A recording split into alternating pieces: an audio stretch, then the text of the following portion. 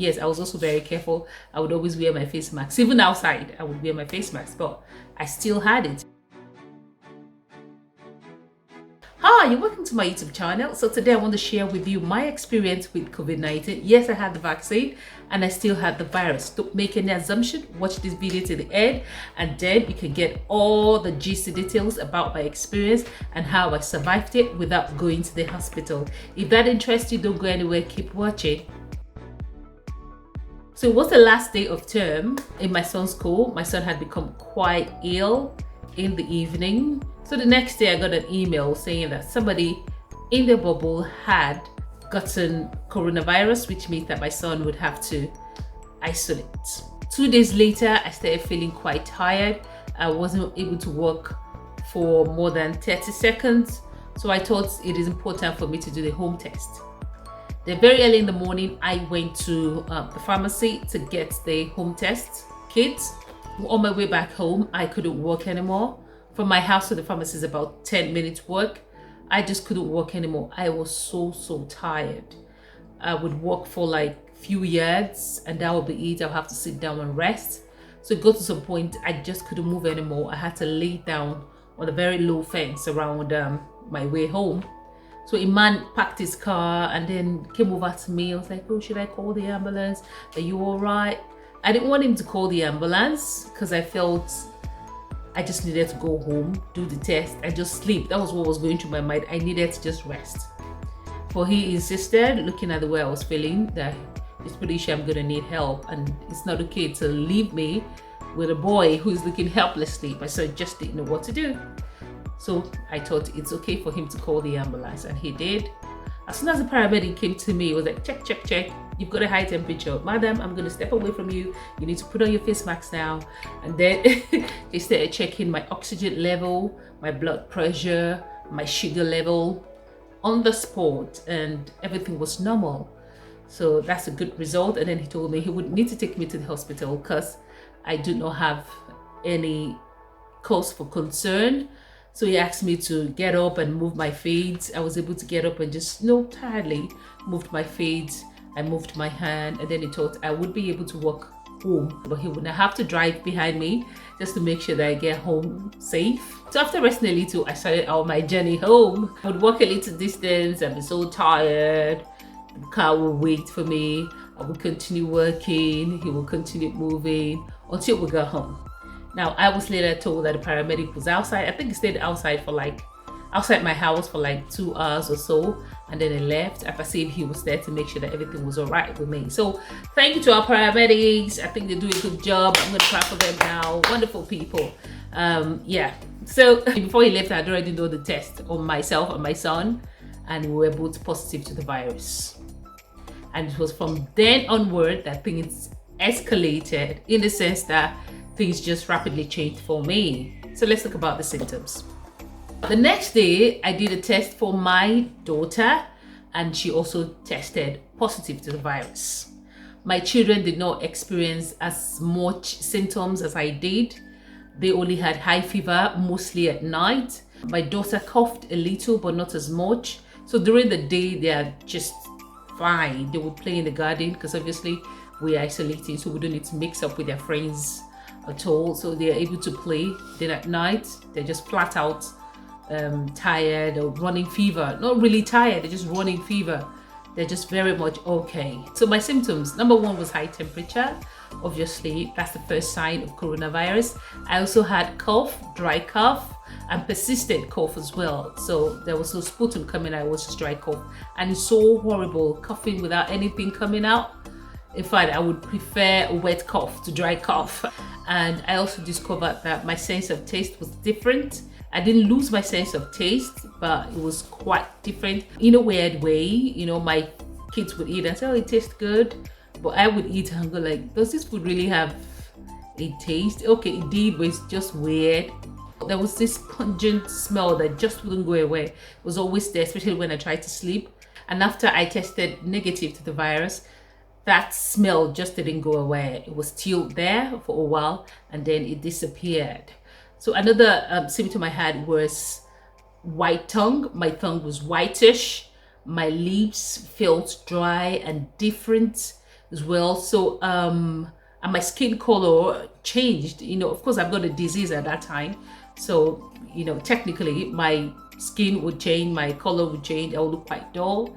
Yeah, but my tongue and my lips looked differently. The color was just different, a little bit greenish blue, I don't know, but it was just different from the normal complexion. And I also discovered that I had a dry throat. My throat was so dry, I constantly had to drink water to just wet my throat. I would wake up and drink water.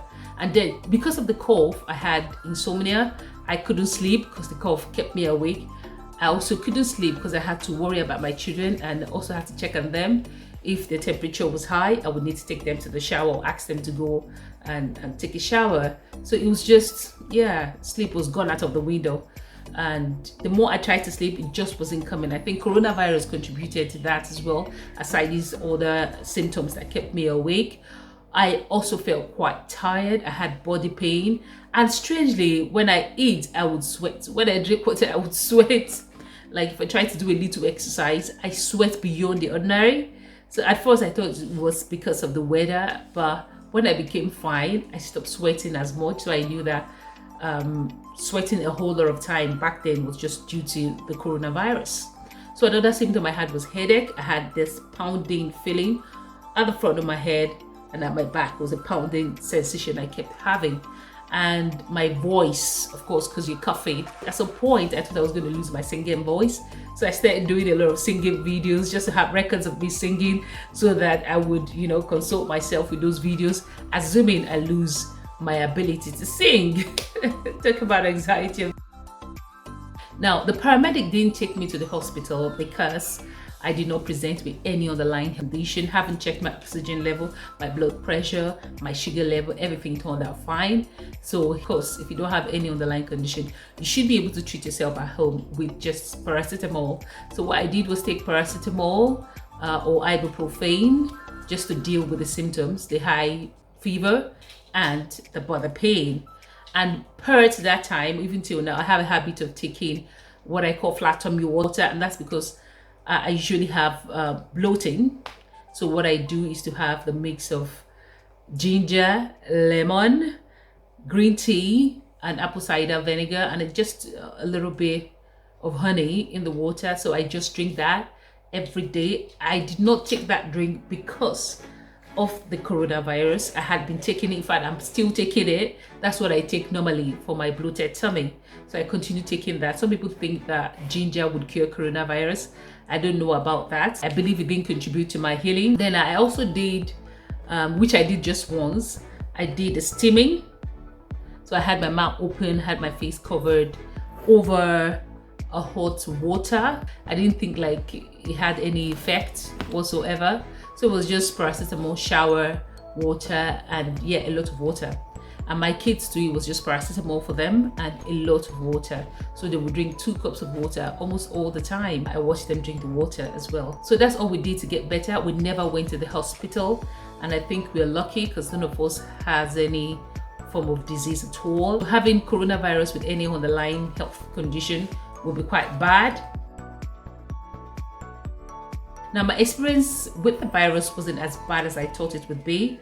And I don't know if it's because I've had the first dose of the vaccine already. I don't know if that played a part to the severity of the disease.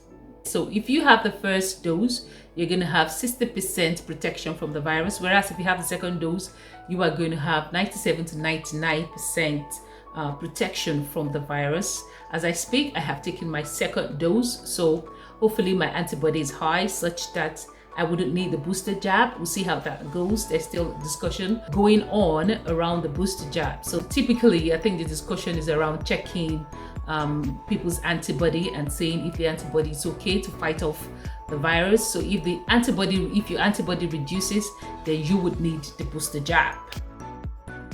If you have experienced any form of difficulty because of the coronavirus, whether it is loss, isolation, grief, economic instability or economic impact due to the pandemic, you are not alone. It is a pandemic because everyone around the world has some impact. You know, everyone around the world was impacted or is still being impacted by the virus. So you're not alone. Seek professional help. To those who have lost loved ones, friends and family to the virus, my heart goes out to you. I pray that God gives you the fortitude to continue to bear the loss. If you haven't had the vaccine, I would advise that you do so. I know there's still a lot of myths going on. You know, when I had the virus and I called home, my mom was literally crying, and my family were just so scared, like, oh, how could you have it? And then I was told that so in some places they actually think that having coronavirus is like having HIV. You know, it's like the end of the world.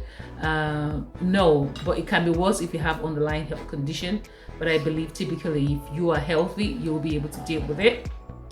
So that is that. Go have your vaccine, have your second jab, so that you are, you know, fully protected. And don't say that, oh, I'm quite careful, I wouldn't have the virus, I'm so careful. Yes, I was also very careful. I would always wear my face mask. Even outside, I would wear my face mask, but I still had it. You never can tell. So it's just better to be safe than sorry. So this is where I draw the curtain today. Thank you for watching, and I'll see you in my next video. As usual, is a love from me to you. Have a good day.